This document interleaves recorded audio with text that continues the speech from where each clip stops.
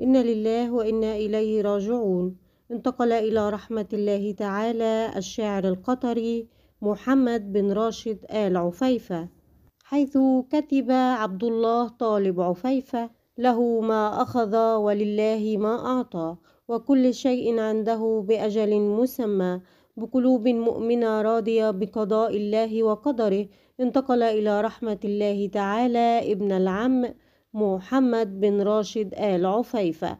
نسأل الله تعالى أن يرحموا رحمة واسعة، وأن يتقبلوا قبول حسن، وأن يسكنه فسيح جناته. وأعلن مركز قطر للشعر خلال الساعات القليلة الماضية عن وفاة الشاعر محمد بن راشد آل عفيفة، في نبأ شكل صدمة كبيرة لكل متابعي ومحبي الشاعر القطري، خاصة وأنه يتمتع بقاعدة جماهيرية كبيرة في دولة قطر ودول مجلس التعاون الخليجي، وله من القصائد والأشعار الكثير.